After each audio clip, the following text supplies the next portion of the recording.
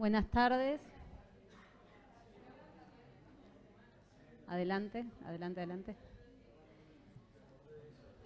Bueno, buenas tardes a todos y todas.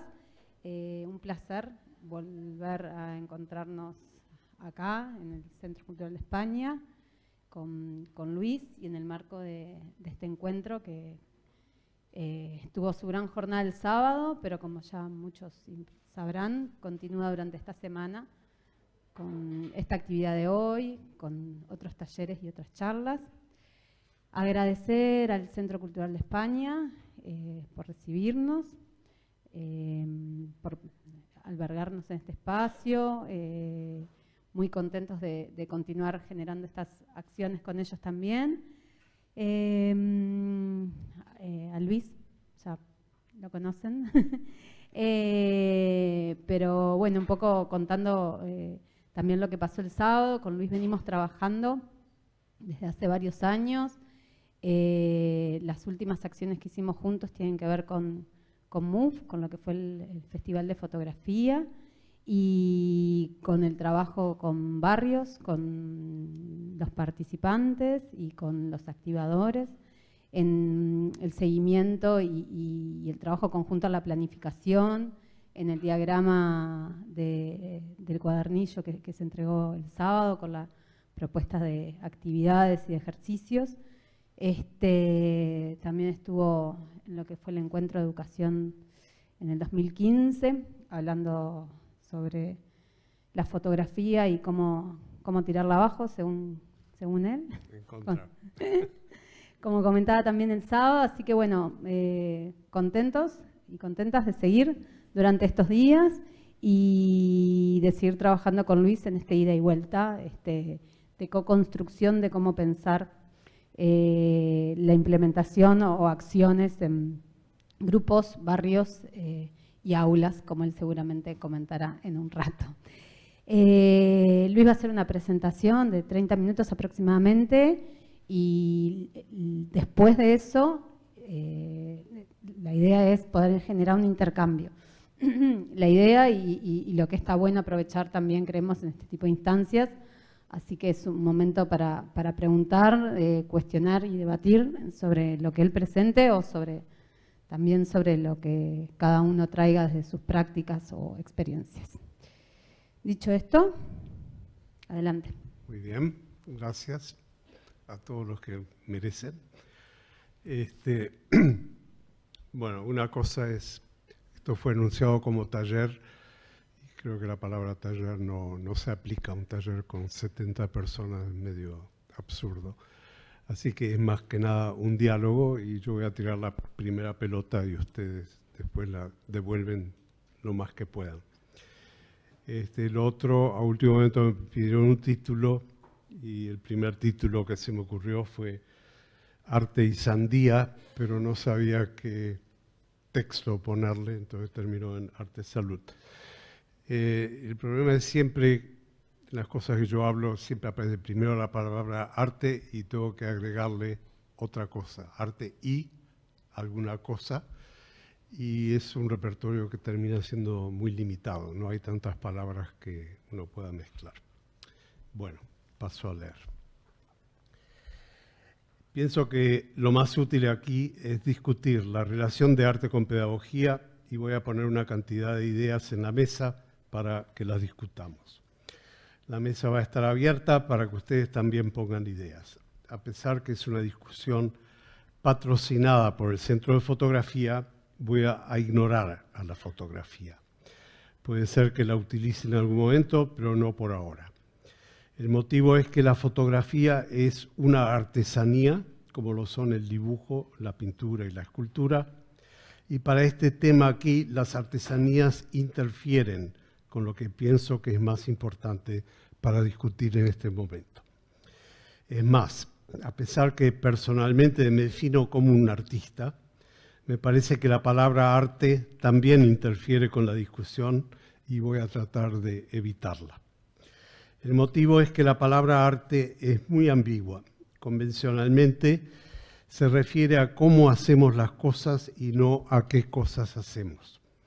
Cuando alguien me pregunta qué hago y contesto que soy un artista, siempre siguen la conversación diciendo, pintás. Para mí ahí termina la conversación porque me cambian el tema. Extrañamente, si dijera en lugar de artista que soy un científico, nadie me diría, usás microscopios o algo por el estilo, sino que seguirían con la pregunta, ¿y qué cosas investigás? ¿Por qué entonces este tratamiento diferencial? Es porque el artista puede ser un gran pintor, mientras que el gran técnico del microscopio generalmente no es más que un asistente de laboratorio. El asunto es que no hay duda sobre el hecho que la ciencia es una rama del conocimiento, tanto de adquisición como de expansión. Tanto el técnico de microscopios como el pintor no necesariamente contribuyen al conocimiento, pero por sobre la posibilidad que el arte como categoría, más allá de sus técnicas, sea primariamente una rama del conocimiento, parece que sí que hay serias dudas, o por lo menos una falta de análisis serio sobre qué es lo que pasa en el quehacer artístico. La culpa de esto es tanto del público como de los artistas.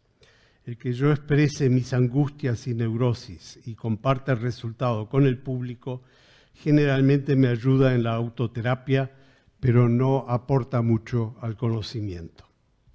El que haga algo placentero, incluso bello, plasmado en un objeto muy bien hecho, tampoco agrega mucho al conocimiento. El que hago cosas que alguien quiera poseer y coleccionar, incluso si ese alguien es un museo, sigue sin afectar al conocimiento. Cuando hablo de conocimiento, me refiero al conocimiento colectivo, no al conocimiento individual. Siempre hay alguien que se emociona frente a una obra o que proyecta algo sobre ella y que por medio de las asociaciones que van surgiendo termina aprendiendo. Pero es solamente cuando este proceso sucede con mucha gente que podemos decir que hay una contribución real.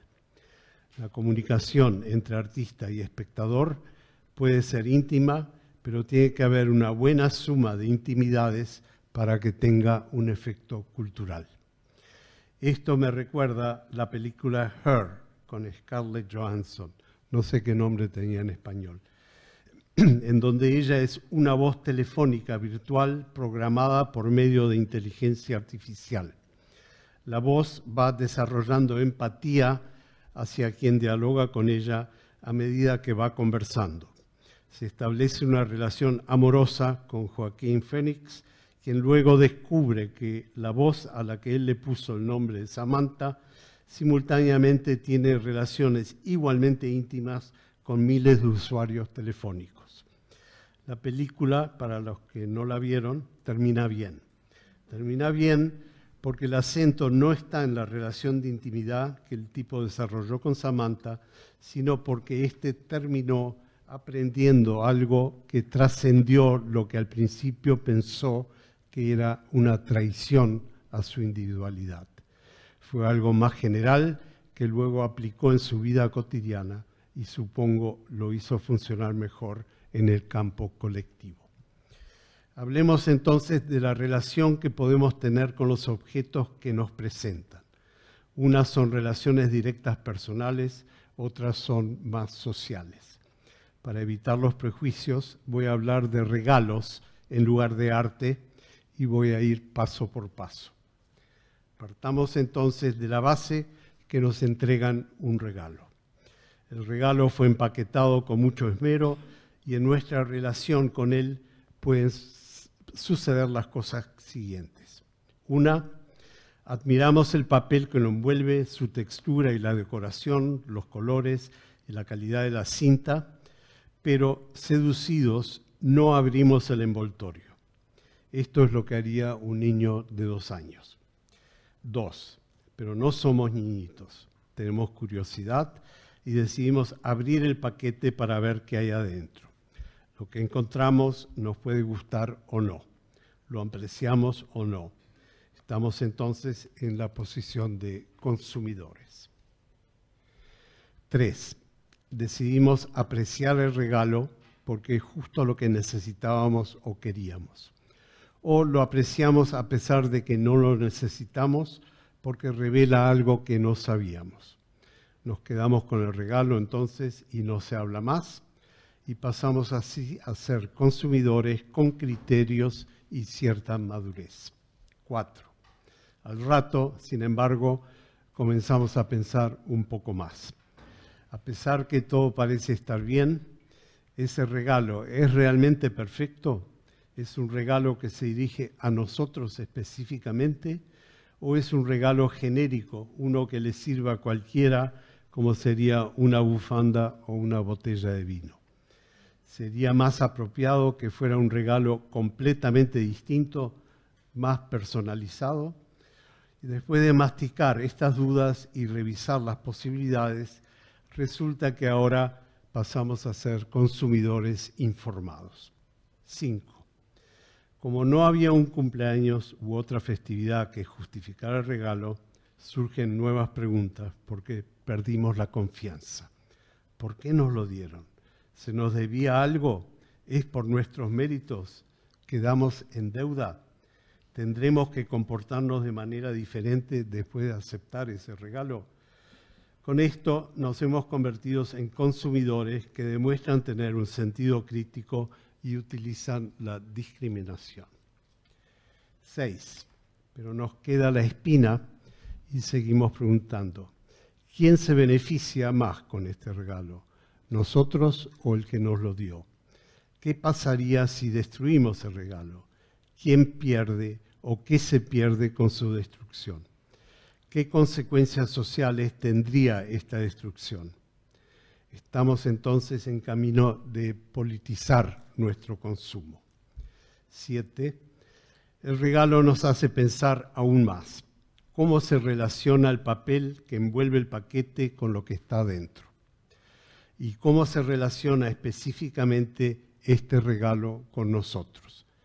¿Cuáles son las consecuencias potenciales de estas relaciones para otra gente? ¿Qué papel juega este regalo en el contexto social más allá de lo que pueda producir en nosotros individualmente? Para bien o para mal, decidimos elaborar estos temas porque ahora nos hemos convertido también en unos consumidores perfeccionistas. 8. Como tales, y mirando bien las cosas, deberíamos criticar el papel que envuelve el paquete en caso que nos parezca que no es coherente con el regalo. Es más, tenemos que criticar el regalo si éste no encaja bien en nuestra escala de valores. Tenemos que analizar los motivos que impulsaron el hecho que fuera regalado y si pensamos que hay algún defecto en el proceso, nuestro deber es advertir a todo el mundo o si entendemos que todo es positivo, tenemos que ayudar a promoverlo. Esto es porque somos consumidores protectores de nuestros semejantes y tenemos una cierta conciencia social. 9. Decidimos entonces que para bien o para mal, este regalo debería ser un punto de partida para que seamos nosotros los que demos regalos a la gente en lugar de solamente recibirlos. Nos hemos entonces convertido en unos buenos ciudadanos de verdad. 10. Pero aún mejor, decidimos no solamente regalar, sino también fabricar los regalos nosotros mismos. Los regalos pueden ser para niñitos o para consumidores pertenecientes a cualquiera de las distintas versiones que mencioné anteriormente. Esto ahora nos convierte en artistas. 11. Sin embargo, no nos alcanza que la gente reciba los regalos que le damos y punto.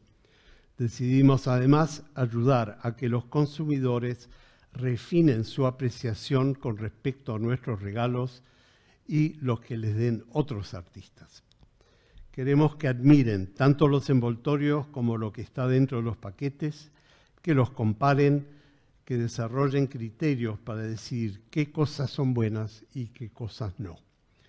Hemos superado entonces nuestra tarea de artistas y ahora pasamos a ser artistas educadores. En nuestro perfeccionamiento seguimos adelante. Queremos ayudar a que los consumidores no solamente refinen su apreciación de los regalos, sino que además se conviertan en ciudadanos mejores. Logrando esto, seremos entonces artistas educadores politizados. 13. Tenemos que los consumidores refinan su apreciación por los regalos y se convierten en mejores ciudadanos, pero no nos alcanza. Queremos lograr además que reduzcan su deseo de recibir regalos. Lo ideal es que ellos también empiecen a manufacturar sus regalos. Y con esto nos convertimos en artistas educadores politizados mucho mejores que lo que éramos antes. 14. Finalmente, decidimos ayudar a los que manufacturan los regalos a que entiendan algo importante, que en todo esto en realidad solamente se trata de la habilidad de regalar. Los regalos son una excusa y son lo de menos. Lo que importa es qué cosas logran desencadenar en los demás. Es como los liberamos y los hacemos crear por sus propios medios. Y es al tratar de lograr esto, subrayado, cuando finalmente estamos cumpliendo con nuestra verdadera tarea. A esta altura ya no importa qué título nos dan para identificarnos. En realidad ya no importa si nos identifican. Esto que queremos lograr, la cosa que desencadena nuestras acciones, es lo que idealmente nos une, artistas y educadores, a tal punto que personalmente yo pienso que son la misma cosa. El educador que no es creativo es un mal educador y el creador que no educa es un mal creador. Así que aun si no es la misma cosa, las diferencias entre ambos es gradual y no cualitativa. Entiendo que la equiparación o fusión de arte con educación corresponde a una visión bastante ideal. Pero de hecho, cuando separamos ambas actividades como si no tuvieran nada que ver entre sí, hablamos nada más que de caricaturas disciplinarias. Para separarlas, por un lado, creeríamos que el artista trata solamente de crear íconos y que por otro, el educador se reduce nada más que a transmitir información conocida. Además, suponemos que el artista es un personaje excéntrico, alguien que se destaca por la originalidad. Mientras tanto, esperamos que el educador mejor sea alguien totalmente centrado, con sentido común, que nos ayude a ser adultos lo antes posible. Vayamos por paso para analizar arte y educación. Empezando por arte, tenemos que el arte visto como una serie de artesanías conducentes a la creación de íconos viene de una larga tradición que favorecía las manualidades de producción. Se aceptaba y celebraba que algunos individuos sobresalían y eran capaces de agregar algo a estas habilidades. El arte, por lo tanto, se convirtió en algo que podemos llamar artesanía plus. Y ese plus exige niveles más altos de apreciación que meramente admirar el terminado. Como el plus no es realmente definible, decidir qué cosa es buena y qué cosa es mala es muy difícil de determinar. Es por eso que una minoría de la población se reserva el poder de decisión, determina los criterios que informan el gusto y controla el mercadeo del arte. La indefinición es también lo que hace que las escuelas de arte mantengan que el arte no se puede enseñar y que traten de identificar a los estudiantes con lo que se denomina talento. Estos estudiantes aprenden técnicas que son fáciles de enseñar, pero el resto, las cosas que se refieren a cómo aprender a pensar, a cambiar de idea y a sentir, quedan a cargo de la responsabilidad del alumno. 2. El arte como expresión es parecido a un eructo. Es algo importante para que el expresa, alivia la ansiedad y las presiones personales, pero no siempre es algo de interés para el público. Con el romanticismo del siglo XIX y sus ecos, ayudado por el mito del individualismo competitivo, esto produjo una gran cantidad de actividad terapéutica. Es solamente cuando las obras son capaces de trascender sus orígenes cuando llegan a contribuir algo. Para ello tienen que despertar la empatía del observador y ofrecer la posibilidad de proyección y desarrollo. No es fácil para el público y a veces tampoco lo es para el mismo artista. El determinar la frontera que separa al arte hecho como autoterapia del arte verdadero, porque ambos utilizan los mismos códigos y el mismo lenguaje. 3. Probablemente la función más importante del arte es la exploración cognoscitiva. Hay arte que es puramente representacional, o sea que presenta otra vez y por lo tanto es ilustrativo de cosas ya conocidas. Hay arte que desarticula este conocimiento y lo presenta en formas nuevas e inesperadas, permitiendo la elaboración de significados nuevos. Y es esto lo que está implícito en la parte que mencioné como plus.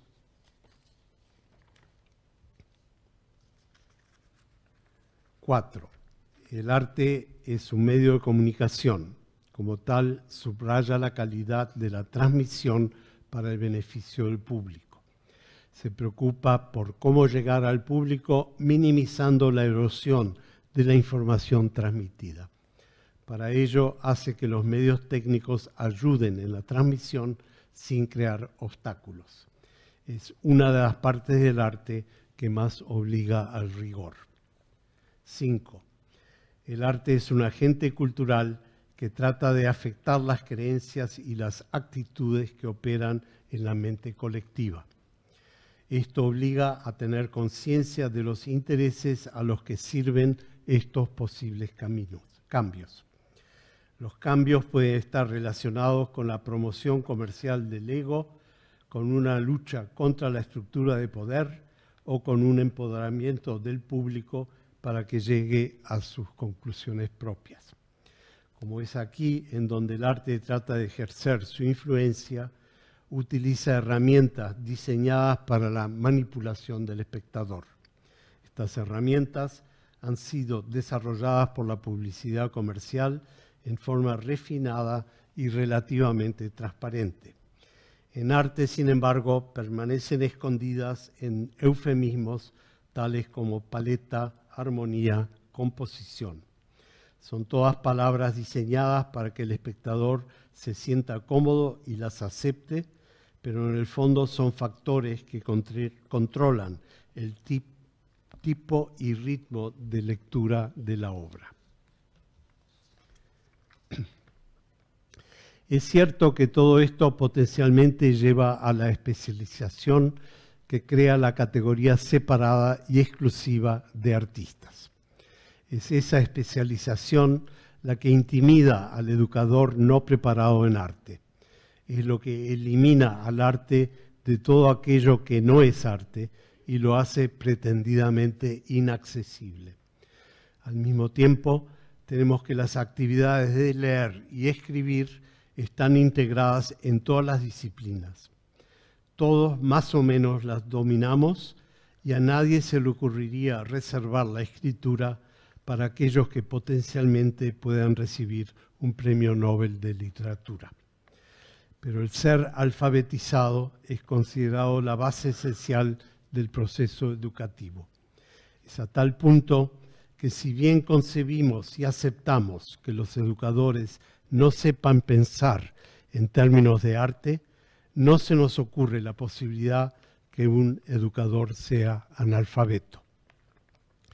Yo nunca me atrevería a proponer educadores analfabetos o por lo menos tendría que pensar un poco más antes de hacerlo.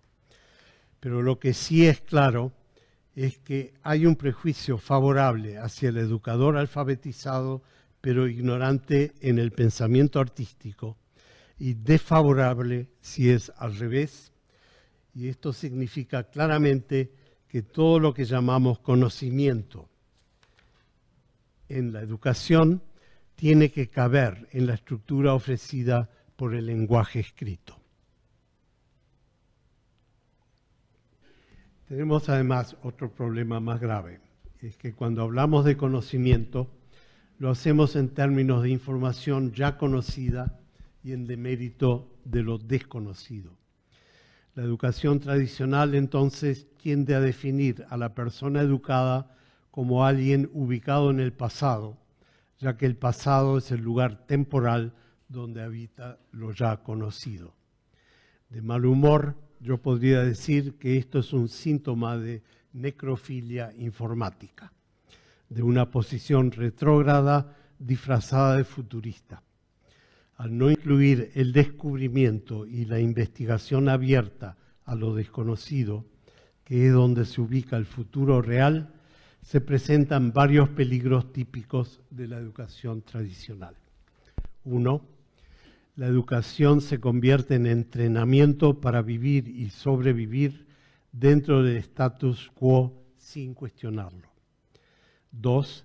La distancia crítica del educando termina siendo responsabilidad del estudiante. Esta distancia tiende a surgir por resentimiento y no como un instrumento cotidiano para ubicarse y reubicarse. 3. Aprender en estas condiciones fuerza a tener que desaprender mucho de lo aprendido, duplicando o más el tiempo educacional. Es interesante que la mayoría de los programas para computadoras vienen con la posibilidad de desinstalarlos. Nuestra educación, que es equivalente a una instalación de programas y de algoritmos de comportamiento, no viene con esa opción incluida. 4. El educador, como transmisor de información, automáticamente está puesto en una posición de autoridad con respecto al educando, el cual queda en una posición de dependencia y de consumo. 5. El conocimiento así definido corre el peligro de limitarse al campo de lo conocido por el sistema educacional, para salirse utilizando las vías creativas, ya sea investigando o generando nuevos significados. El educando tiene que hacerlo combatiendo los límites impuestos. Eso solamente en la medida que logre identificarlos. La actividad artística, la metodología que utiliza el artista para ubicarse en el quehacer artístico más allá de la manufactura de las obras, contiene los antídotos contra estas distorsiones. Por todo lo anterior, es la parte cognoscitiva la que considero la parte fundamental del arte. El que generalmente no se considere que el arte es un instrumento de cognición es lo que me lleva a desconfiar del uso de la palabra arte. Pero la ironía y paradoja en todo esto es que es allí donde justamente está el puente que unifica el arte con la educación. Es desde ese puente que nos enfrentamos correctamente a la ignorancia. La palabra ignorancia es otra de esas que no están bien definidas. Utilizamos la palabra como comodín tanto para designar los límites de lo que conocemos como para insultar al que no sabe lo mismo que sabemos nosotros. Lo que todas las acepciones tradicionales tienen en común es el carácter negativo de la palabra. Pero inesperadamente hay un eufemismo para la ignorancia que tiene un tinte positivo.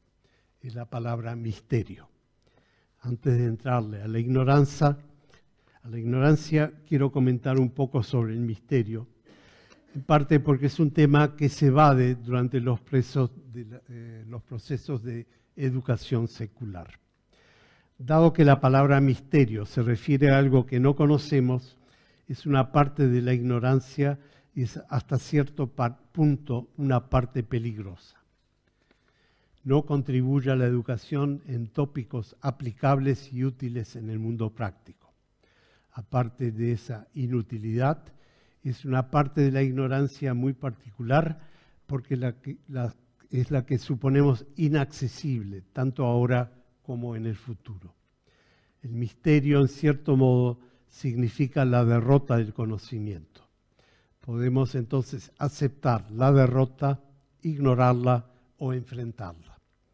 Aquí me interesa enfrentarla y si la enfrentamos podemos hacerlo con resignación o activamente. La resignación es probablemente la opción más frecuente. Es la obscurantista que apela a la religión. Aceptamos que nosotros no tenemos acceso al misterio, pero que Dios o su equivalente sí lo tiene. Él o ella se encargará que todo esté en orden, aun si nosotros nunca tendremos la posibilidad de entender ese orden. En la medida que nuestros conocimientos no contradigan esto, seguimos con nuestra vida normal sin conocer ni qué cosa es el orden ni qué cosa es el misterio. La culpa es de otro y por lo demás apelamos a las plegarias. Si enfrentamos a la derrota del conocimiento activamente, pasan dos cosas posibles. Una es que el misterio se soluciona y deja de ser misterio. Y la otra que el misterio sigue, pero que ubicamos sus límites y establecemos un diálogo. Es en este juego de posibilidades en donde, por un lado, el campo de la ignorancia se convierte en un terreno positivo de exploración en lugar del tradicional negativo que se define por carencias. Pero además se aclara la relación que existe entre el arte y la ciencia. Tenemos un terreno compartido en el cual la función de la ciencia es justamente la de tratar de eliminar misterios.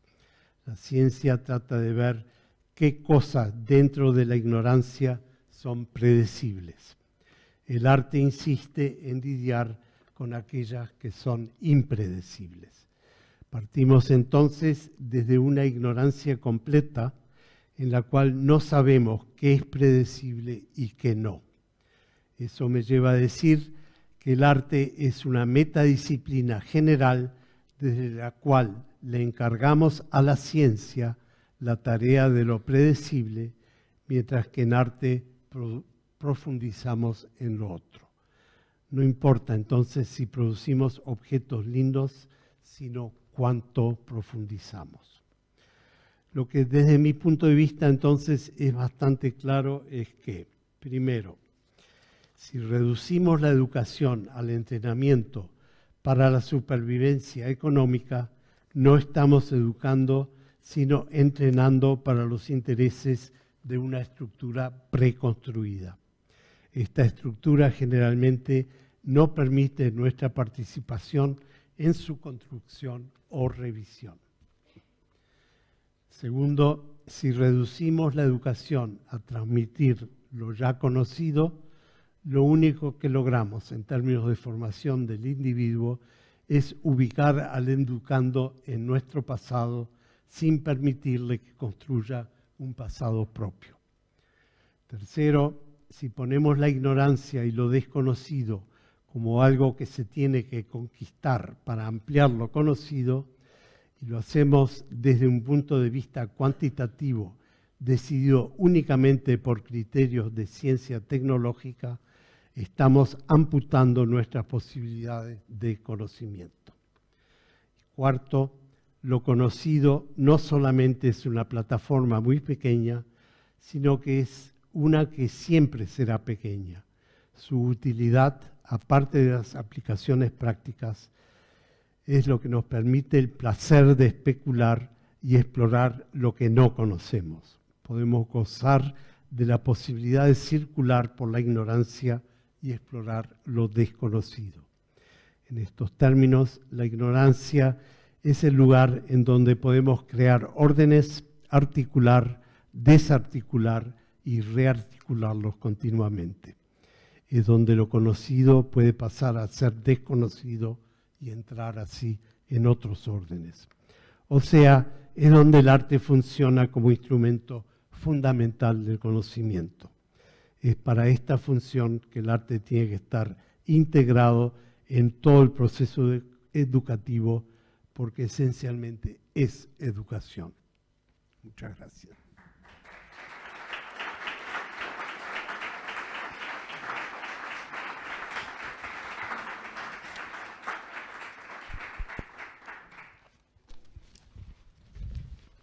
Bueno, oigo.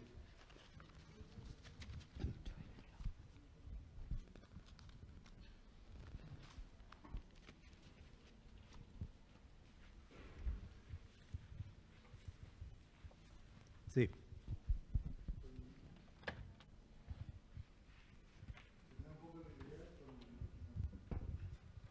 Buenas noches. ¿Aló? ¿Aló? Sí, buenas noches.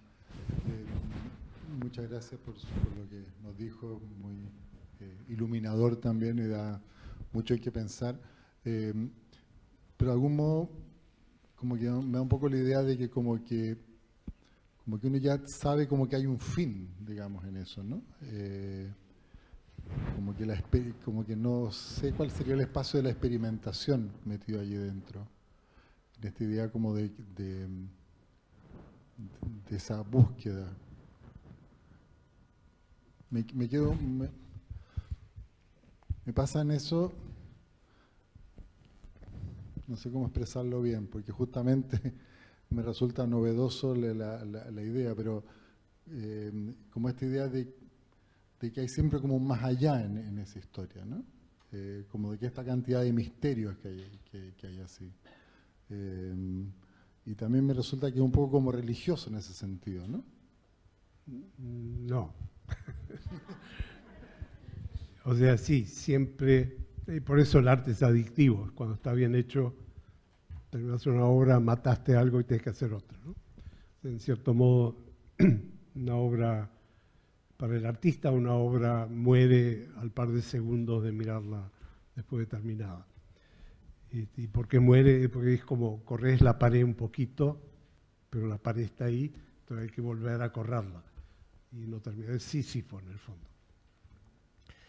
Pero esa actividad no tiene por qué ser el monopolio de algunos elegidos, que el mercado o quien sea, o los porteros de la cultura, determinan que merecen ser expuestos y otros no, es un campo inaccesible. Y en realidad es una forma de enfrentar al mundo, que no tiene, es justamente lo opuesto a religión, o sea, la parte religiosa es la parte perezosa, la parte haragana de no tener que lidiar eso, porque para eso está Dios. En cambio, lo que el arte bien hecho propone es no, lo hacemos nosotros. Incluso para algunos hacer arte es blasfemia, justamente por eso. Porque el arte se abroga una actividad que supuestamente es divina y no humana.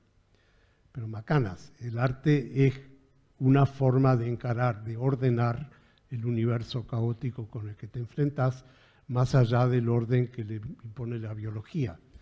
O sea, lo que contaba Miguel el otro día era el campo reducido de las ondas electromagnéticas que definen lo visible. Nosotros, una vez saqué la cuenta hace años que digamos, lo que ves dentro de una distancia de ir a la Luna y volver 8 veces, creo, si me acuerdo correctamente, la parte que nosotros vemos equivale a 1,5 milímetros. Y en base a ese 1,5 milímetros nosotros pensamos que conocemos el mundo. Bacanas, vemos nada más que ese fragmento de lo posible, ¿no? Entonces el arte está ahí para compensar esa limitación. O sea, de hecho somos prácticamente ciegos y nos manejamos dentro de esa ceguera para organizar el universo, y el arte nos ayuda para completar la imagen lo más posible. Eso no tiene nada que ver con religión, tiene que ver con sobrevivencia. Lo que pasa es que en ese proceso entra, si querés, el capitalismo hoy día, en que te decían, no, tenés que conocer lo suficiente para producir algo aplicable. Es un proceso que va empeorando, no va mejorando. O sea, ahora tenemos, a lo mejor en Uruguay todavía no, pero en gran parte del mundo está el empuje del STEM, de dar prioridad a ciencia, tecnología, ingeniería y matemáticas en contra de las humanidades, o sea, en contra de la habilidad de especular libremente compitiendo con la religión. Y el arte está pasando a ser identificado como una creatividad del ingenio que ayuda a promover el lucro empresarial. Entonces tenés términos como... ¿Cómo qué? Como pensamiento computacional. Sí. O sea, y pensar fuera de caja, por ejemplo, trata de ver qué hay fuera de la caja para meternos en la caja, pero nunca te plantea la posibilidad de qué caja, por qué está la caja, quién puso la caja ahí y por qué no podemos quedarnos fuera de la caja, que es la parte de arte. Entonces hay además una usurpación del lenguaje, en donde lentamente lo que nosotros llamábamos arte está siendo llamado ingenio. Y eso está además simplificando la producción artística a ser ingeniosa y no especular con la ignorancia. Entonces no estamos hablando de religión, no estamos hablando de final, estamos hablando justamente de que hay que continuamente abrirlo para no quedar atrapados en lo que conocemos y entender que lo que no conocemos es donde está lo rico. O sea, un matemático sofisticado sí podría ser un artista en esos términos. Sí y no, porque el problema de la matemática, con toda la elegancia que tiene, es predecible.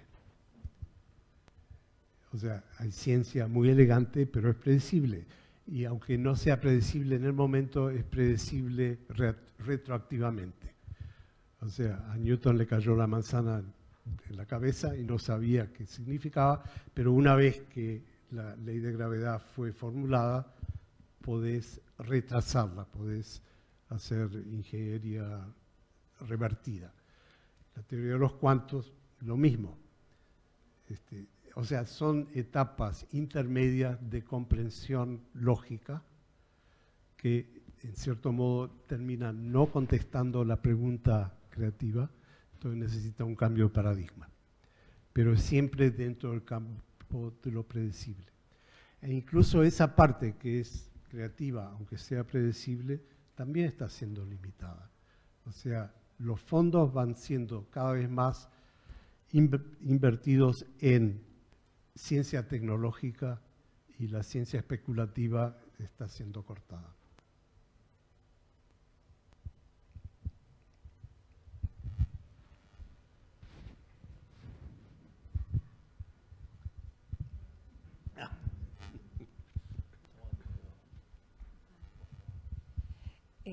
Buenas noches. El arte que profundiza hoy por hoy es una forma de resistencia. ¿Es una forma de qué? De resistencia. Sí, de hecho sí. Porque implicaría un manejo del tiempo contrasistema. Claro. Por eso es cada vez más difícil. Sí. Y la educación sería una vía como para poder desparramar esto y tomarse más tiempo. El problema de la palabra educación es otra de usurpar. Otra. ¿no? O sea, no es educación, es entrenamiento. El La niño educación va a la como usted la escuela plantea, digo. como paralelo. El padre y la madre van a trabajar. Exacto. Y el niño va a hacer el equivalente en la escuela. O sea, la escuela es trabajo. Y es trabajo para que pueda ser educado, para que pueda encontrar un empleo. Cuanto más educado, mejor el empleo y más dinero puede lograr. O sea, más puede servir a los intereses del sistema que le van a dar el dinero. Entonces, no es ya solamente el proceso de educación, sino también la propiedad del tiempo. ¿Quién es dueño del tiempo? Y no lo somos nosotros. Entonces, el sistema tiene... El sistema productivo es el que maneja nuestro tiempo. Claro, Sí. Actualmente. Sí. Mi nombre es Regan. Escuchándote, como que me vino como una película propia para atrás. Yo soy docente de primaria, soy maestra, y al mismo tiempo me considero artista. Considero que mis prácticas educativas intentan ser siempre desde una desconstrucción de lo que sería educar formalmente dentro de un sistema. Me discuto mucho cómo manejo ese tiempo dentro de un tiempo que está manejado y que me maneja a mí también. Me discuto mucho mi vocabulario adentro del aula. Cuando decimos, estamos trabajando, hay que hacer una tarea, no maneja el tiempo, se dispersa, se distrae, y ahí me pongo a pensar en función de qué. Y en función de un discurso que es productivo, y por lo tanto hacemos en paralelo de que yo estaría preparando niños, niñas, que tienen que entrar en un mercado laboral que tiene ciertas características. Y en este momento estoy discutiendo conmigo misma y adentro del sistema, porque adentro de las escuelas aterriza todo lo que está pasando. El adentro y el afuera es como vidrioso también al mismo tiempo. Pero bueno, en este momento está entrando el pensamiento computacional. Y me genera mucho ruido, porque hasta dónde, considero que no es nada inocente que entre el pensamiento computacional en este momento en las escuelas públicas. Eso no, o sea, te enseño a pensar de forma organizada, como si fueras una computadora, sistémicamente, y el discurso es no para que estén alfabetizados o para que tengan un manejo y que puedan apropiarse de eso. Y por otro lado digo, mentira, esto es para que puedan ser productivos a una nueva forma de producir, que se precisa gente con pensamiento computacional, que pueda seguir un algoritmo y que los pueda producir y entender y seguir reproduciendo. Y bueno, estoy atravesada todos los días por esa doble mirada, no doble, porque en realidad me considero que miro desde otro lugar, pero estoy dentro de una institución. He presentado proyectos que me han dicho, ay, Regan, vos que sos tan artista. No, acá adentro no. Y te lo dejan por fuera, porque no lo pueden predecir. Entonces, como no lo pueden predecir, y es impredecible porque deja muchos intersticios donde no se sabe qué puede pasar ahí adentro, lo dejan afuera. Entonces, a veces no soy me considero a veces un híbrido porque no sé dónde estoy. Sé que estoy adentro de una institución, que hago ruido, que genero interrupciones y irrumpo, pero en esto de lo colectivo, que vos decías, lo de la intimidad para que genere un cambio cultural, siento que lo puedo generar en un grupo que abarca 20, 30 individuos. Y bueno, me tiro al agua en cosas que no puedo predecir. Considero que a veces estoy reproduciendo conocimientos del siglo XVIII. Digo, ¿qué estoy haciendo?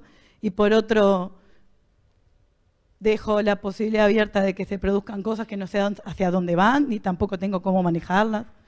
Tengo en este momento un grupo de alumnos que quiere aprender a volar. ¿Que quiere aprender a qué? A volar. A volar. Como proyecto de grupo.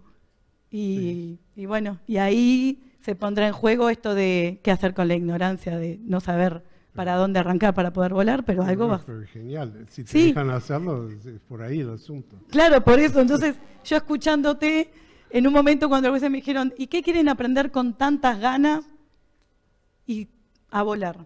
¿Y cómo? Haciéndolo. Bueno, dale, vamos a empezar a volar. Y a volar primero, buscar la forma. Claro. Entonces, estoy en esos dos mundos continuos. Y en realidad la escuela y el sistema está parado en lo predecible, en el control, en lo que se espera para que alcancen. Sí, para mí el arte es como muy necesario, y tendría que ser la pata más fundamental para generar esto, que nos podamos correr de lo predecible. Mira, bien hecho, la medida estaría en cuando los chiquilines no quieren salir para el recreo y en cambio quieren quedarse en la clase. Tal cual. Y mientras veas a los chiquilines riéndose y sonriendo afuera y serios adentro, hay algo que está mal.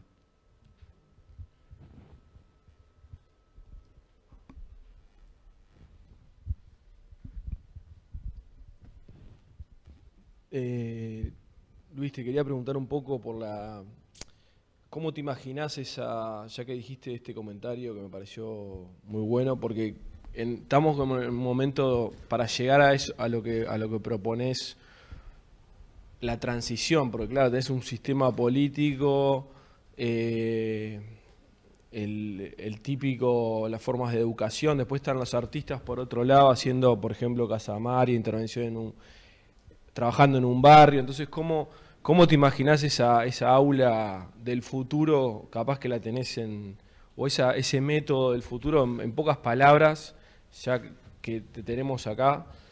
Porque es lo que más cuesta también visualizarlo, ¿no? Si nos tenemos que apartar del mercado para sobrevivir y hacer una educación libre de lo que sea productivo, también, ¿cómo te imaginas eso? Yo me imagino, yo soy un gran defensor del cinismo. Y creo que el cinismo bien usado es una forma de pensamiento y distancia crítica. Decirle que sí y hacer lo que te parece. ¿Cómo? Decir que sí y hacer lo que te parece. Sí, en cierto modo sí, pero también el saber, porque no se trata de que la gente no consiga un empleo, no se trata de que el artista no venda, no se trata de eso, se trata de que sepas, esto lo voy a vender y no es la misión que yo realmente quiero cumplir con mi arte, sino que lo que quiero cumplir es otra cosa. Y mientras eso no esté claro, vas a tener, por un lado, que una escuela progresista va a invitar a artistas para que hablen en la clase y hagan contacto artístico con los alumnos y muestren su obra y promuevan su obra y en el fondo no logren un impacto educativo y todo el mundo contento. Entonces, en ese sentido, ahí la integración del arte a ese nivel es negativa, no positiva, aun si puede generar algo. Entonces yo creo que hay que tener claridad. No se trata que el alumno no aprenda a leer y escribir, sino que aprenda a leer, escribir y a pensar incorporando lo que no es posible, a pensar en qué pasaría si, aunque no funciona en la realidad. O sea, solo en la medida que lidias con lo imposible, lo absurdo, lo que va a fracasar, lo que sería bueno, lo que te gustaría, pero no es posible, y después de construir eso, negociás con la realidad y ves que no, hay que hacerlo de tal otra manera. Eso por lo pronto te permite armar una construcción no limitada de entrada, sino saber hasta dónde se podría llegar. Segundo, te permite darte cuenta del obstáculo y analizar el obstáculo. ¿Entendés? Bueno, ¿y por qué no lo puedo hacer? No lo puedo hacer por limitación física, no lo puedo hacer por limitaciones económicas, no lo puedo hacer por cómo está distribuido el poder. Entonces, identificar, el poder está ahí y yo no lo tengo. Entonces, ¿por qué no lo tengo? ¿Por qué está ahí? ¿Cómo llego ahí? ¿Qué intereses sirve lo que estoy haciendo en este momento? ¿Me sirve a mí o a otros?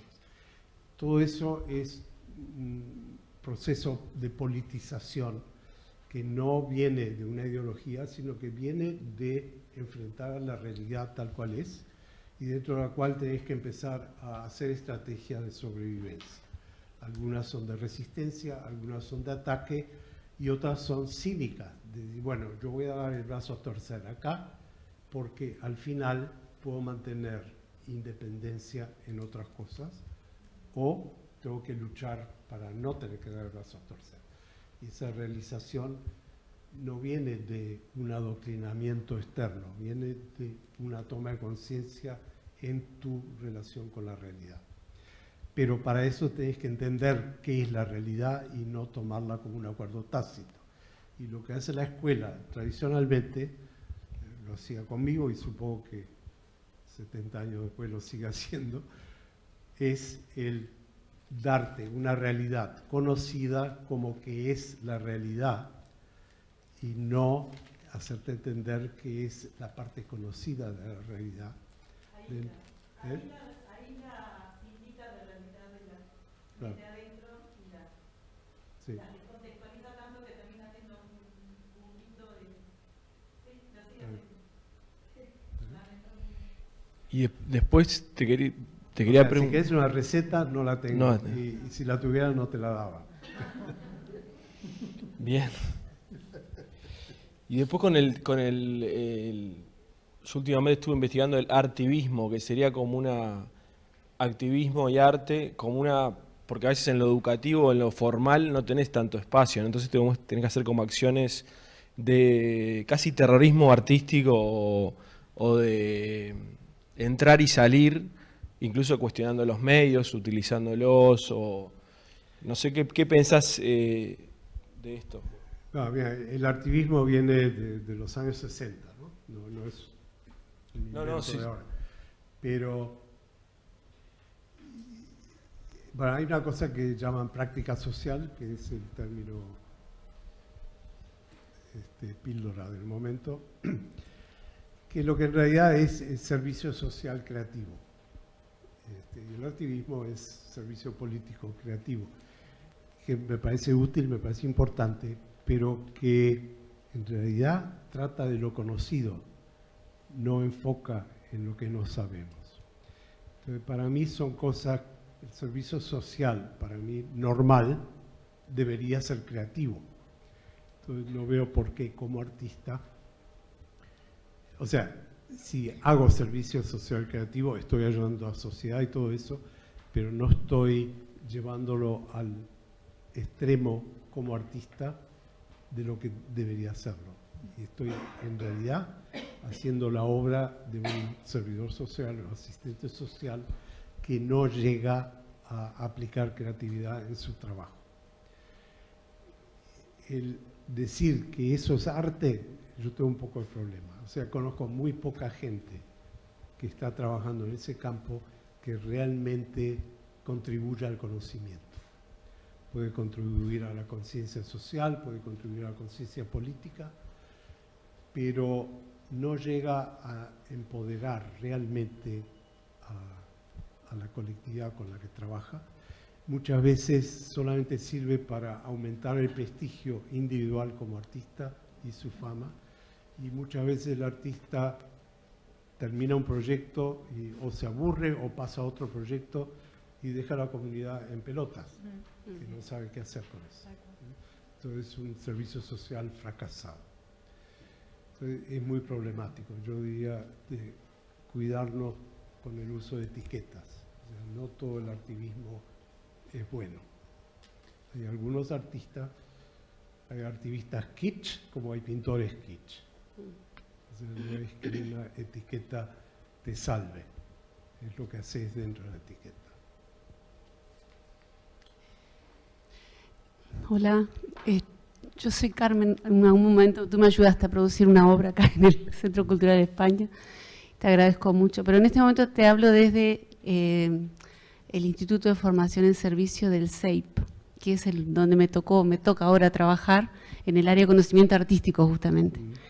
Y ahí a Reagan lo conozco también desde ese lugar. A mí me interesó mucho lo que hablaste de la usurpación del lenguaje, que creo que lo hablaste desde el punto de vista del arte, pero existe una usurpación del lenguaje y de las pedagogías del siglo pasado que emergían como respuestas críticas a la pedagogía continuista, digamos así, y que están siendo apropiadas para una funcionalidad del capital de ahora, de precarización del trabajo, de producir individuos que tienen pensamiento computacional y que son absolutamente, sí, que son funcionales a una propuesta, ¿sí?, de tercerizaciones. Bueno, está asociada a una no empleabilidad. En realidad no consiguen empleo. Estamos produciendo ciudadanos que puedan vivir en un no empleo, ¿no? Entonces, en ese sentido, el ambiente, la educación está sufriendo esa usurpación. Entonces se hablan de nuevas pedagogías o de constructivismo, cuando en realidad es un travestismo de lo que ocurría cuando emerge, ¿no? Entonces ahí me pareció que hay una cosa que quizás sean como muy parecidas, ¿no? Entre el arte y el espacio de educación. Y la otra cosa, que capaz que es por una formación diferente, es la idea del espacio de la educación como un lugar de disputa y no como un lugar de doctrinamiento. O sea, sí, efectivamente existieron Bourdieu, existieron muchas personas que hablan justamente de la producción de esos seres que son funcionales con una formación de Estado, con lo que sea. Pero es un espacio de disputa. Acá tenemos un individuo que lo disputa. Y yo, que estoy bajo constreñimiento exterior directo de las diferentes formas de inspección y de las formas jerárquicas que existen en primaria, es un espacio donde existe lugar. Estoy de acuerdo que el lugar se disputa. Pero me parece que ahí, capaz que lo podemos pensar desde la construcción de algo en desafío a la lógica hegemónica de producir ciudadanos. O sea, esto que le pasa a las maestras, que les meten las computadoras, les meten una serie de programas, y no existe una discusión sobre cómo se utiliza, para qué se utiliza, en qué. Bueno, estamos acá para eso, para discutir, para cambiarlo. No sé. Hay una cosa más. Hay un libro de Saramago, no sé si lo conoces, que se llama La historia de la isla desconocida. Es un cuento mínimo que justamente habla de eso, de un hombre que sale a navegar y que no le quieren entregar los barcos, porque ¿para dónde va a ir? Y, no sé, voy a ir a un lugar que no sé, ¿no? Que es un libro muy inspirador.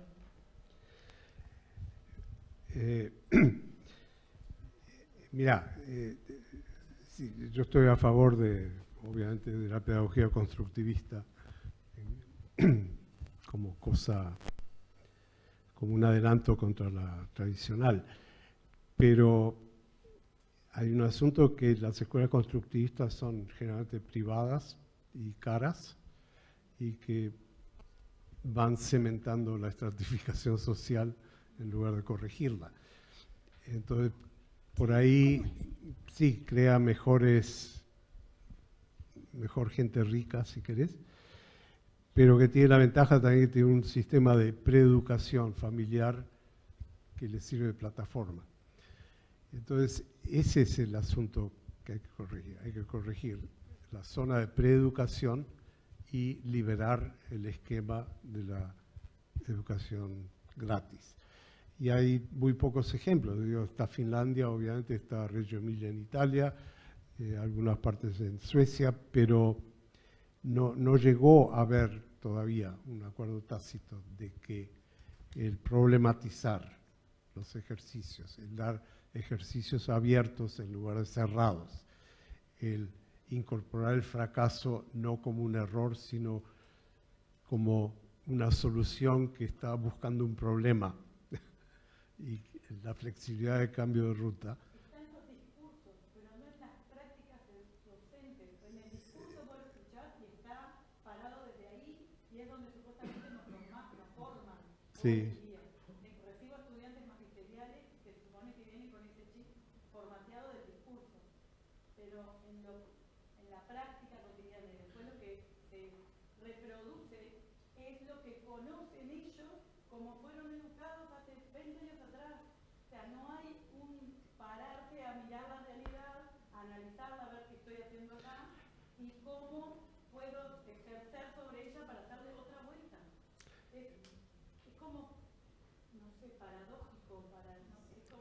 Es paradójico, pero eso requiere cierta militancia interna, o sea, desafíense mutuamente, ¿no? E incorporen a los alumnos en la discusión. Pero yo me reconozco en este análisis, yo, Sí. Regan, y contaba con los dedos tres más, el resto sigue para adelante, o sea... Mira, esos cambios no se van a dar de un día para el otro, ni siquiera dentro de nuestra generación. La responsabilidad nuestra es empezar a poner simientes. Sí. Buenas noches. Por acá, de este lado. Hola, buenas noches. Quería preguntarte simplemente, tú decís el arte como aporte al conocimiento. Bueno, ¿podrías mencionar a tu juicio, a tu criterio, algunos artistas que, según tu opinión, hacen ese aporte que tú esperás al conocimiento?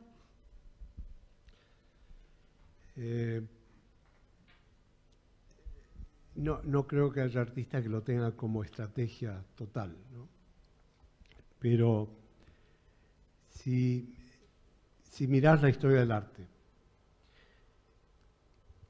y es fácil de identificar eso, hay obras que terminan como íconos, o sea que casi en forma religiosa se autocontienen, están cerradas y las respetás. Ponele la Mona Lisa, para mí es un caso típico. O sea, yo miro a la señora, la veo bien pintada, veo una sonrisa ambigua, pero más de ahí yo no aprendo nada mirándola. No sé, a lo mejor ustedes todos aprenden y tienen el derecho, pero para mí la Mona Lisa es un ícono que no me da, pero que tengo que respetar y vale, no sé, en 1962 estaba asegurada cuando salió de Francia para Nueva York en lo que hoy serían 850 millones de dólares, que hoy no es nada en arte porque cualquier Picasso logra ese precio y los tienen acá. Entonces la comunicación entre el ícono y la gente es mínima, más allá del consumo, de la importancia, ni siquiera del consumo de la obra. Hay otras obras, y ahí yo diría Velázquez es uno, que hoy todavía tiene vigencia, en el sentido que podés ir más, es como una cebolla, o sea, la podés ir pelando y encontrar otra capa y otra capa y otra capa. Y en ese sentido hay un tipo de comunicación que sí te lleva a otros puntos. Ahora, una cosa que pasa con el arte tradicional es que fundamentalmente es un diálogo entre el creador y la obra. Y la retroalimentación es obra al artista y el artista vuelve a la obra y termina en ese diálogo y después sale al público. Y hoy el diálogo se movió y pasó a ser entre la obra y el público. Entonces, otro tipo de responsabilidad que el artista tiene que tomar en cuenta. Ya no tiene que ver, me gusta lo que estoy haciendo o no, sino que tiene que mirarlo con los ojos del que va a mirar, o escucharlo con los oídos del que va a escuchar. Y balancear las dos cosas. O sea, es un trabajo mucho más complejo que antes. Y en eso, por un lado, tenés que esa comunicación puede ser más efímera, pero más efectiva en términos de construcción social y cultural, o que puede mantener las capas, digamos, para la posteridad, entre comillas. Más allá, es opinión de cada uno de nosotros lo que está pasando. Sí. Sí, pero al final es esa... Mira, para mí somos una colonia de bacterias y esa colonia tiene su propia dinámica. Y como bacterias empujamos un poquito a la bacteria vecina, pero no sabemos qué va a pasar si la colonia entera va a absorberlo o no. Entonces estamos en un sistema económico-social que nos hace creer que ese empujoncito de la bacteria tiene que llevar nombre y firma y precio. Pero es una ficción, no es una realidad. Y estamos hablando no del tiempo limitado por la vida de un individuo, sino cuánto tiempo va a vivir esa colonia de bacterias y qué estamos contribuyendo a eso.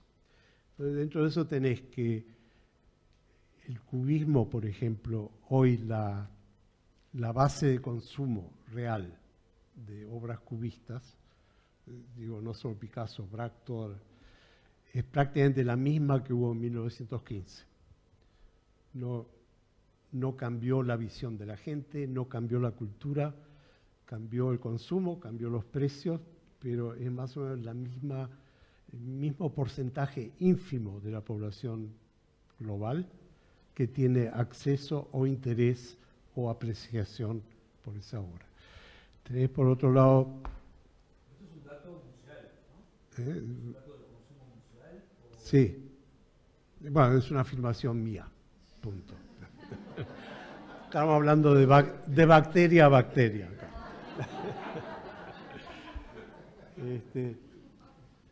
Pero, digamos, contradecime, digo, ¿no?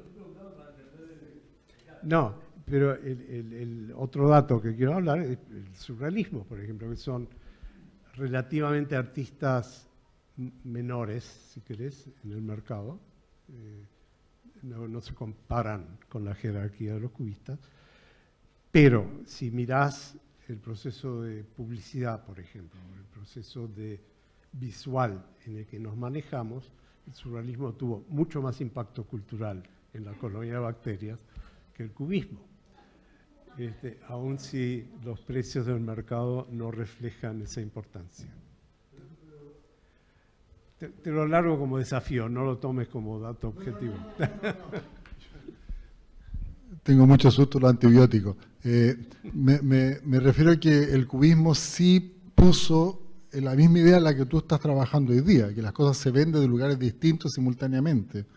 Porque en toda esta conversación, igual como fuimos formados en la escuela finalmente, de ahí también surgimos, ¿no? Entonces hay una impronta que eso nos dejó, que tiene que ver con que vamos construyendo con una cierta linealidad de los textos nuestra conversación. Entonces, por ejemplo, estamos dejando una serie de variables fijas para poder conversar, porque no tenemos la capacidad para tenerlas todas en movimiento e ir hablando, ¿no? Necesitamos como fijar algunas. Por ejemplo, cuando tú dices esto de a quién toco yo como bacteria cerca.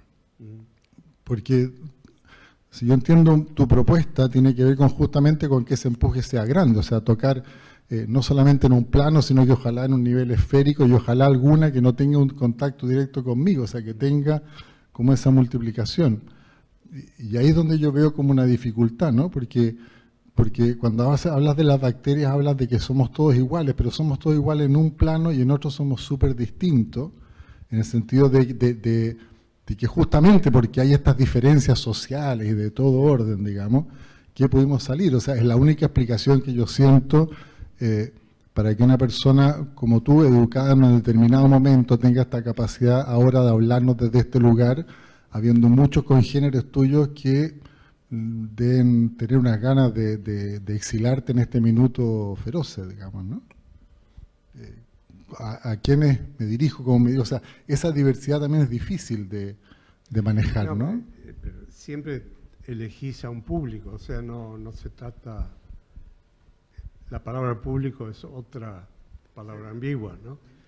O sea, cuando decís público, algunos se refieren a sí mismos, que implícitamente es gente como uno, y otros, normalmente lo que nosotros entendemos como arte en Occidente, o el capitalismo occidental, es un grupo de gente educada con un mínimo de ingresos y intereses, o sea, una fracción mínima de gente. Y si tratamos de expandir ese público, corremos el peligro de afectación, de usurpar personalidades que no conocemos y cosas por el estilo. O sea, pero eso es algo también hay que enfrentar con claridad. En términos de la metáfora de bacterias, en realidad no importa si las bacterias son distintas o no. Importa que estás haciendo esto y que ese tinguiñazo mueve o no mueve a otra bacteria. Y no importa, en el fondo, qué diferencia o similitud hay. Así que no entiendo tu punto. yo cuando hablo de cubismo, digo, seguimos viendo con una perspectiva renacentista. Y no hay manera de negarlo. O sea, seguimos, hay teatros circulares, pero el teatro sigue teniendo el escenario al frente. Entonces, eso de ver todo, de toda la inferencia de que es la teoría de la relatividad que influyó al cubismo, en realidad es una paja posterior, no es que pensaran eso los artistas. Sí, pero el hipertexto no surgió gracias a Braque y Picasso.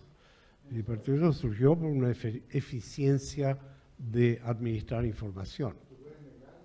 No, me parece genial. No,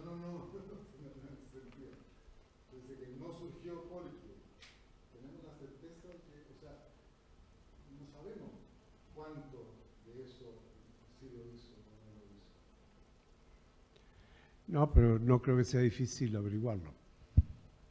Te digo en serio, o sea, yo no me acuerdo quién fue el que empezó a marcar palabras en azul para irte por los túneles, pero...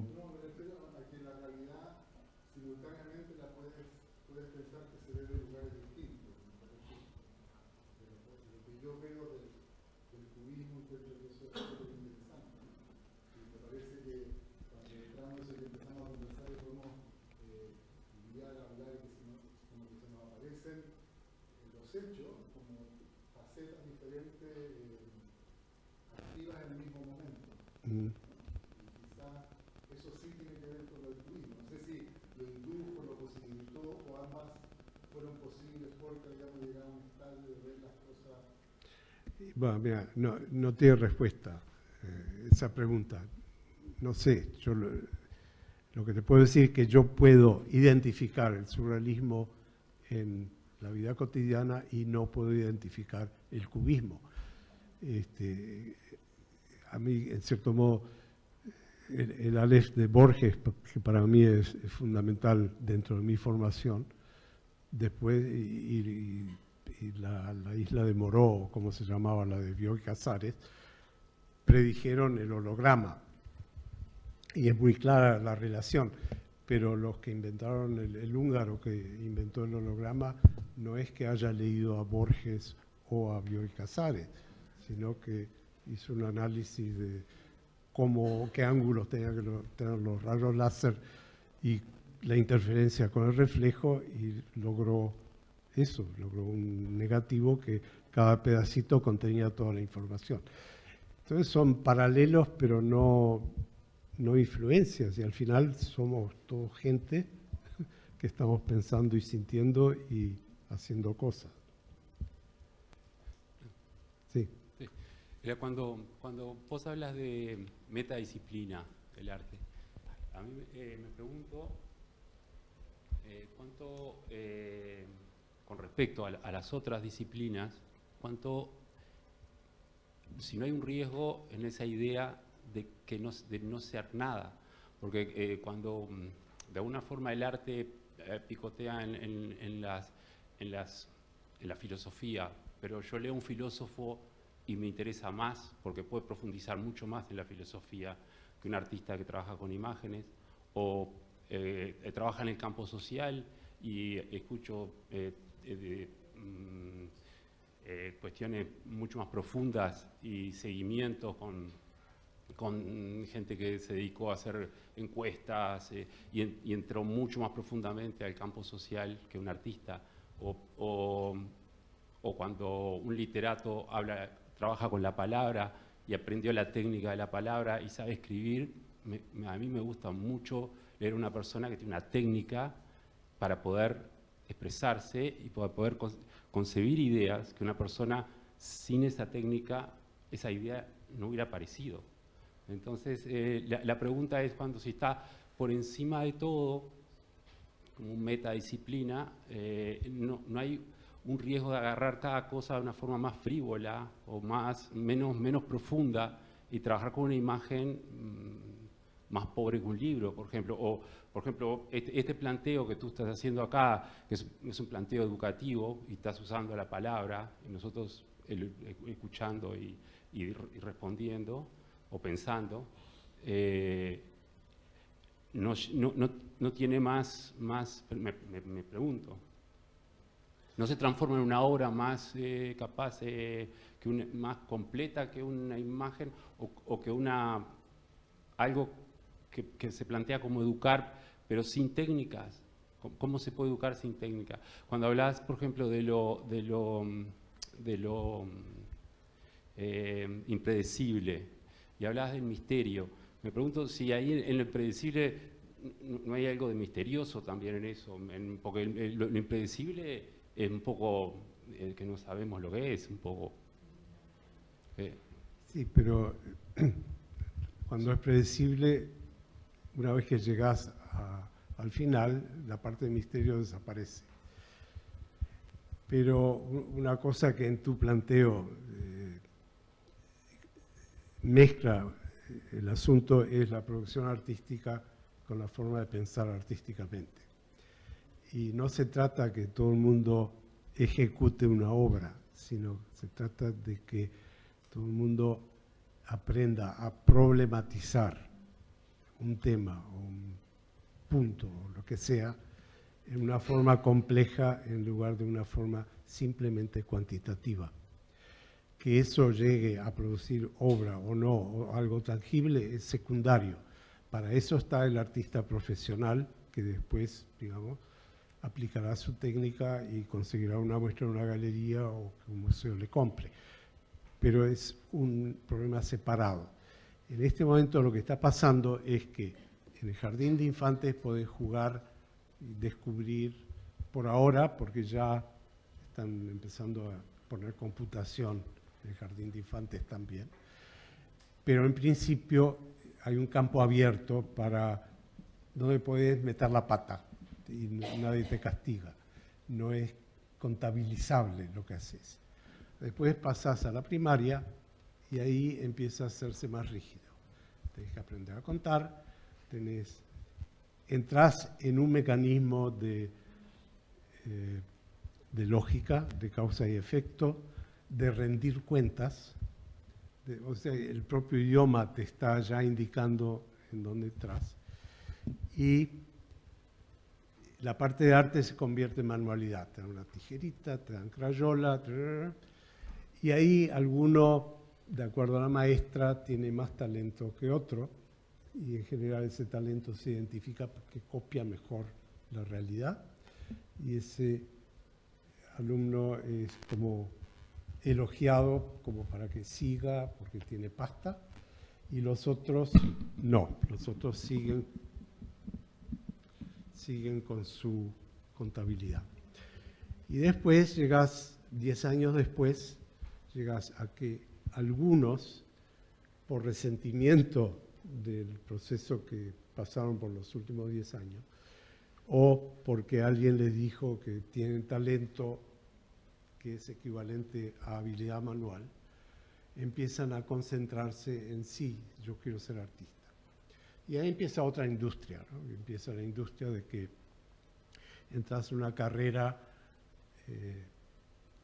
bastante cerrada, con la zanahoria de que al final vas a triunfar como artista y vas a poder vivir de eso, y llegas a que no, de que vas a tener que encontrar otro empleo para sobrevivir y que todos esos años la manualidad no te sirve para nada, o que si seguís con arte la manualidad en realidad no era la manualidad particular que necesitabas, o sea que estudiaste pintura pero que en realidad querés hacer escultura y tenés que aprenderla por tus propios medios, o que de los 500 que empezaron contigo, 3 van a lograr el triunfo y los otros 497 no. ¿Está?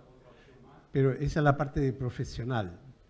Entre tanto, fueron 10 años perdidos de pensar, de usar la imaginación y pensar de una forma enriquecida en todo lo que haces, que es otro problema. Y que paradójicamente incluso te mejora para un buen empleo. O sea que al final el sistema ahí también está ganando. Dale. También otra opción que puede pasar es que la manualidad te ayuda a pensar también. Pero sí si te guían por ese lado.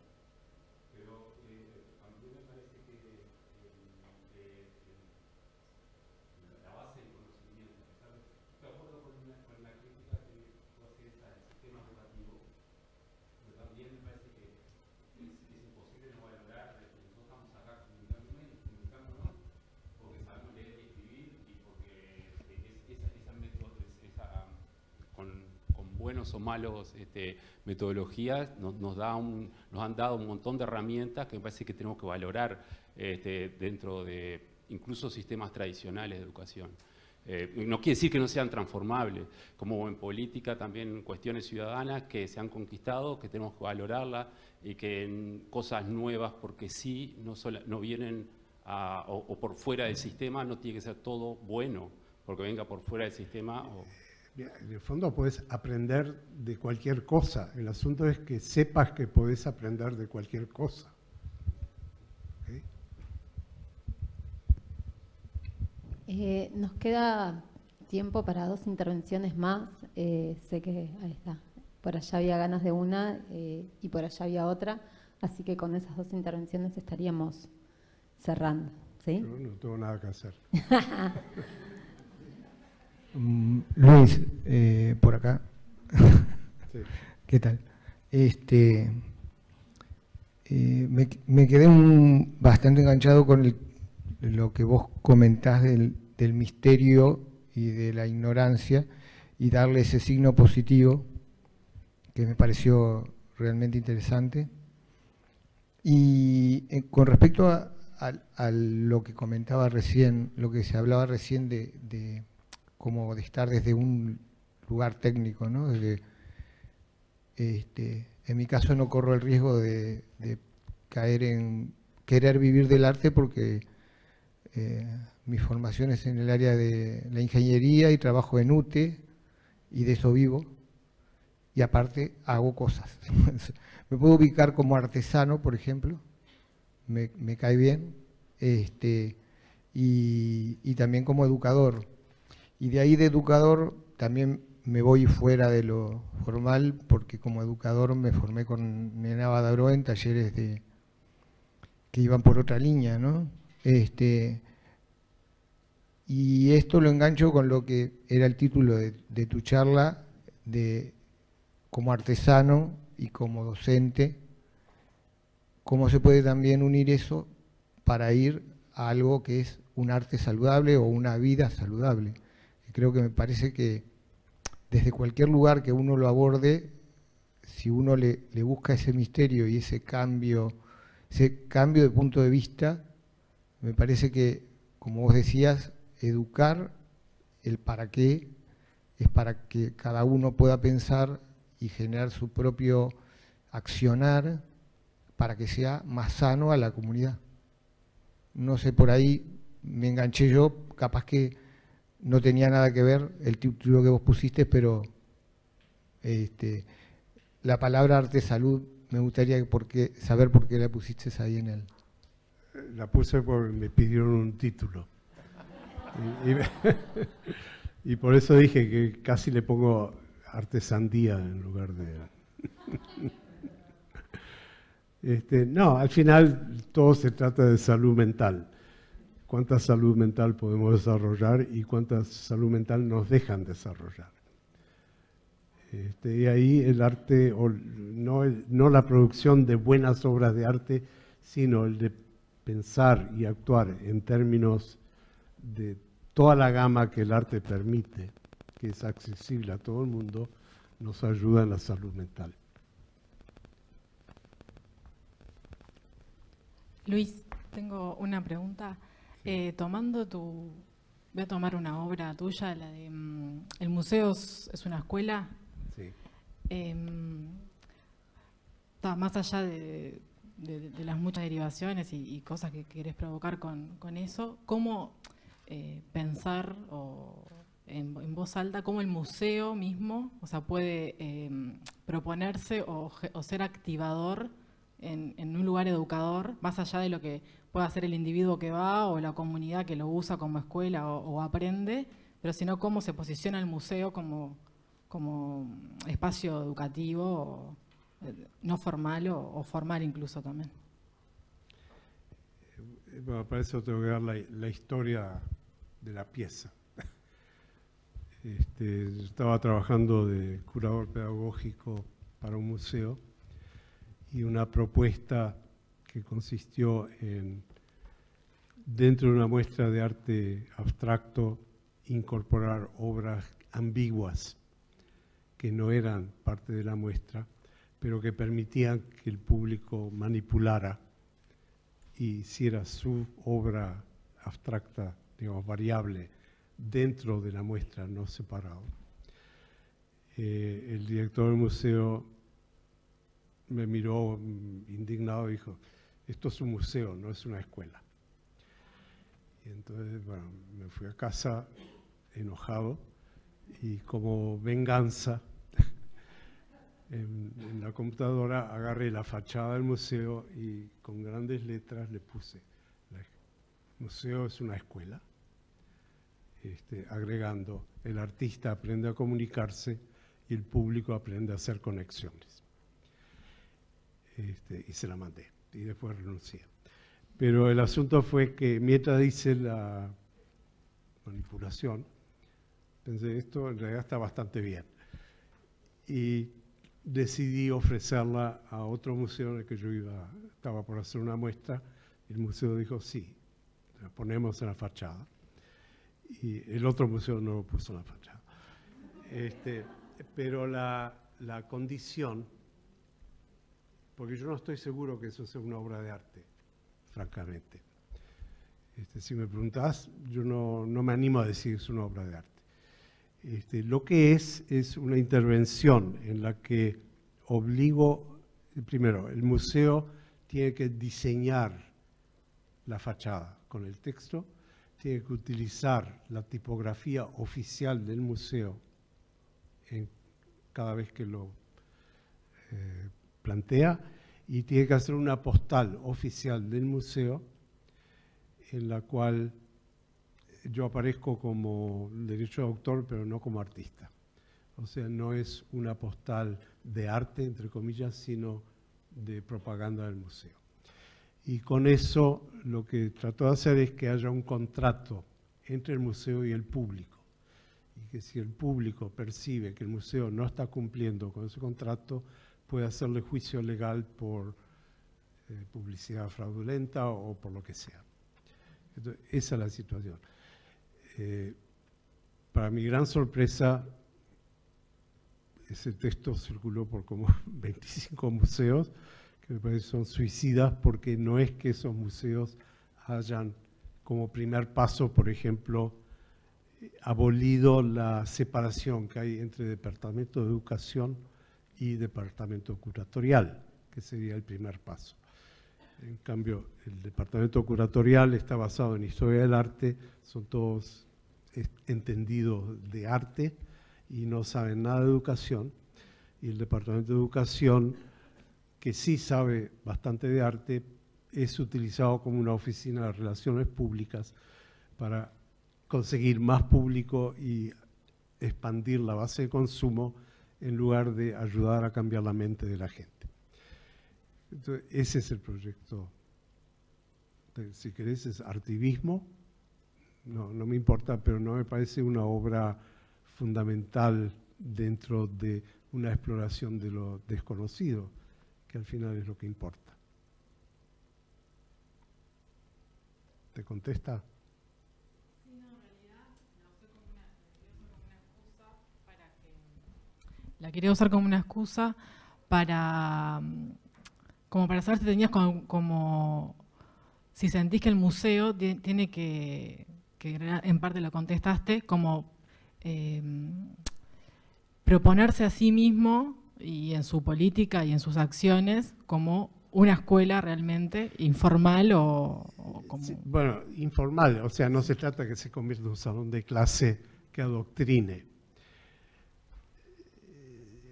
Mira, el museo, la verdad que el museo es una institución que no le tengo ninguna envidia, porque por un lado es un depósito de obras, de mucho valor, que tiene que estar asegurado y climatizado, y es una caja fuerte, digamos, a la que podés entrar pagando o no pagando, en la que mirás obra y salís sabiendo de la obra, pero no cambiando realmente.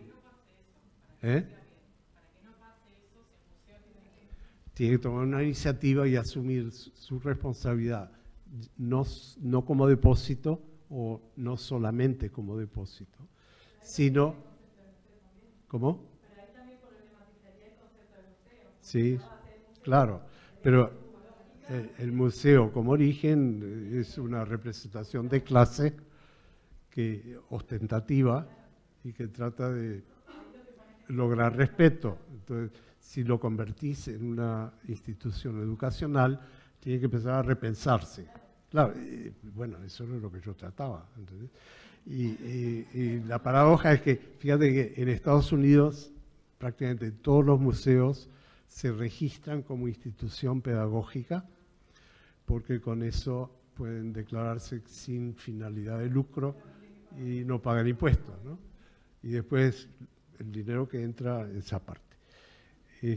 Pero hay una hipocresía ahí que también me gusta exponer. Bueno, terminamos por hoy acá el intercambio con Luis, contarles que en esto de pensar y seguir repensándonos, mañana martes a las 19:30 hay una charla de Alex Martínez, uno de los invitados de República Dominicana, que estuvo participando en el encuentro, y el miércoles tenemos el encuentro con el autor a las 19:30 de la muestra que está ahora en planta baja, que pertenece a Fotoactiva, una institución que trabaja en la educación en Belén, en Brasil, y algunos de sus integrantes estuvieron exponiendo el sábado también, y bueno, están por aquí. Estaremos con algunos de ellos compartiendo un poco el cómo se llegó a esa muestra colectiva, y también contando ellos un poco de las características de su institución, que tiene mucho que ver con algunas cosas que se mencionaron ahora. Muchas gracias por la presencia, agradecemos a Luis y la seguimos en otros momentos.